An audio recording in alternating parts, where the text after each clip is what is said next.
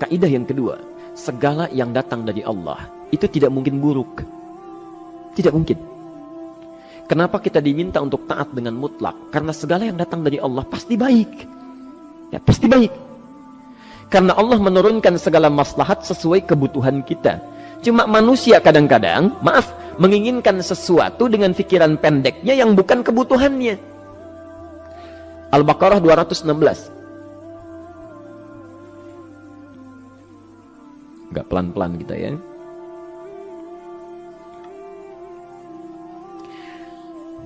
Bapak Ibu kalau diminta milih, pilih motor, pilih mobil. Pilih motor, pilih mobil. Kalau sebagai manusia biasa pilih motor, keterlaluan itu. Umumnya akan memilih mobil. Akan memilih mobil umumnya.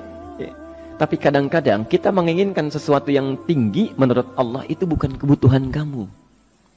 Kebutuhan kamu itu motor. Keperluan kamu motor. Kalau kamu punya mobil, sulit nantinya. Gangnya sempit, mesti bikin garasi, anggaran bertambah, dipikirin juga. Capek. Sudah, motor saja, terbebas dari banyak kemacetan. Mampu diurai, tidak banyak difikirkan. Pelan-pelan. Turun ayat, kutiba alaikumul qitalu wa huwa kurhul lakum. Ya. Diwajibkan atas kalian berperang. Dulu orang diminta jihad gelisah. Ya. Gelisah. Nah, kalau ada perintah Allah yang melahirkan kegelisahan, ini maknanya. Ya. Tidak harus dalam konteks jihad yang fisik. Ya. Jihad, melawan hawa nafsu kita. Jihad melawan pikiran kita. Jihad melawan prasangka buruk kita. Kadang-kadang ada keinginan kita yang kita inginkan menurut Allah itu belum baik untuk kita. Nah, sifat manusia ketika diberikan oleh Allah keputusan yang terbaik, kadang-kadang ada sifat dalam hatinya gejolak, belum bisa menerima. Ya. Ada gejolak di hatinya. Dalam keadaan demikian kata Quran, kutiba alaikumul qital. Kalau Anda merasakan sesuatu sedang ada gejolak di jiwa, sulit menerima ketetapan Allah, maka perangi perasaan-perasaan buruk itu. Wa huwa kurhul lakum, walaupun itu sulit. Walaupun itu sulit. Jangan berprasangka buruk dulu pada Allah. Ayat yang indahnya, perhatikan kalimatnya. Asa an takrahu syai'an fahuwa khairul lakum. Boleh jadi Anda tidak menyukai sesuatu, di balik itu ada kebaikan-kebaikan besar yang Allah sedang rencanakan. Karena pikiran kita pendek, maunya sekarang saja. Tapi subhanallah, Allah sangat panjang, tidak ada batasnya. Allah memberikan maslahat sampai kamu meninggal, ini maslahatnya. Kamu berpikir sekarang saja. Wa asa an tuhibbu syai'an wa huwa syarrul lakum. Sedangkan boleh jadi di balik yang kita sukai, ada keburukan yang sedang menunggu kita di depan ini. Kamu tidak tahu. Ya. Apa logikanya? Wallahu ya'lamu. Allah tahu masa depan yang akan terjadi menimpa kita. Wa antum la ta'lamun. Sedangkan kalian tidak bisa membaca masa depan. Ya. Saya punya adik perempuan datang lalu meminta doa. Kak, saya ingin tes katanya. Ya, di salah satu bank.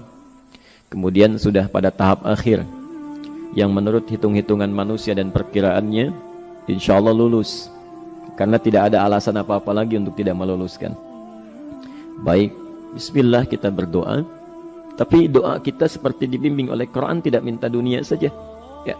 Jadi dunia baik, Al-Baqarah 201. Rabbana atina fid dunya wa fil akhirah. Ya. Dunia minta baik, akhirat minta baik. Tapi aturan dunia dan akhirat ini jangan disebandingkan, rugi. Dunia itu kecil, akhirat lebih besar. Dunia itu kecil. Makanya diatur di Al-Qasas ya, ayat 77 sampai 78 itu aturannya wabtaghi fima atakallahu daral akhirah wala tansa nasibaka minad dunya. Minta seluas-luasnya akhirat, tapi dunia jangan berlebihan. Ya. Sekedar mencukupi kebutuhan kita saja. Ya.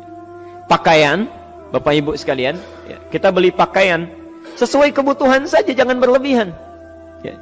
Cukup ketika kita akan sholat, layak, indah dalam pandangan Allah. Ketika kita akan bermuamalah, bagus, tidak mengecewakan orang lain, sudah. Maka waktu selebihnya, ketika kita mencari sesuai kebutuhan, waktu selebihnya bisa digunakan untuk memperbanyak ibadah. Tidak banyak energi terbuang, uang juga terbuang, tenaga juga terbuang. Bayangkan kalau keinginannya macam-macam.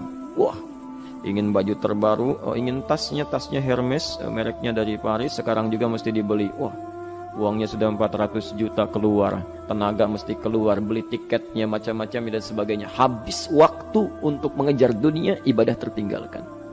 Di rumusnya dunia itu secukupnya saja. Nah, Yang paling menarik, kita doakan supaya Allah memberikan kebaikan dunia dan akhiratnya yang paling utama. Maka datanglah dengan lesu mengatakan, saya tidak lulus katanya. Kenapa? Saya bilang, saya tidak tahu, saya sudah berusaha. Tapi konon kabarnya, saingan saya adalah anak salah satu pejabat. Masya Allah. Saya bilang, kamu jangan bersedih. Kamu menginginkan sesuatu dengan pikiran pendek, Allah pasti memberikan yang terbaik yang tidak terlukiskan nanti. Subhanallah. Pekan beberapa hari setelah itu, muncul berita, ternyata dia diterima di bank syariah. Dia menginginkan sesuatu yang diinginkan, Allah menginginkan lebih dari apa yang dia harapkan. Dikasih bank syariah, di situ terjaga, meningkat keagamaannya, terjaga hijabnya, segalanya, dan disitulah kemudian diarahkan untuk menemukan jodohnya. Masya Allah. Dia berpikir saat itu Allah merencanakan masa depannya. Ya. Jadi apa yang Allah sudah rencanakan pasti baik, Pak, Bu. Jadi tadi dari salat subuh yang pertama kali ingin disampaikan adalah, coba dilihat sampai subuh ini, adakah aturan Allah dan Rasulnya yang sampai subuh ini pernah kita langgar, pernah kita ragukan. Barangkali itu yang membuat kehidupan kita sulit. Ya. Allah, Rasul membuat aturan. Dan ada 4 tipikal orang, ya. 4 tipikal orang bila dihubungkan dengan aturan yang Allah dan Rasul sudah buat itu. 1, ada yang ikut aturan. Maka orang seperti ini kata Quran, yuridullahu bikumul yusra wala yuridu bikumul usra. Al-Baqarah 185. Allah menginginkan kemudahan, tidak menghendaki kesulitan dalam hidupmu. Ya. Maka dibuat aturan, yang ikut aturan Allah pasti mudah hidupnya. Ya, pasti mudah hidupnya. Ya. Rizkinya mudah, hidupnya mudah, nyaman, enak. Ya. 1, ada yang ikut aturan. Yang kedua, ada yang keluar aturan.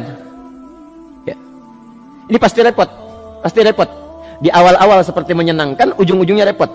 Allah bilang, jujur, jangan berdusta. Kalau dusta celaka. Wailul lil mukadzibin. Celaka bagi para pendusta. Dia keluar aturan, dia berdusta. Awal-awal memang nikmat. Besok. Ya. Pak, ini amplop siapa ya? Ya.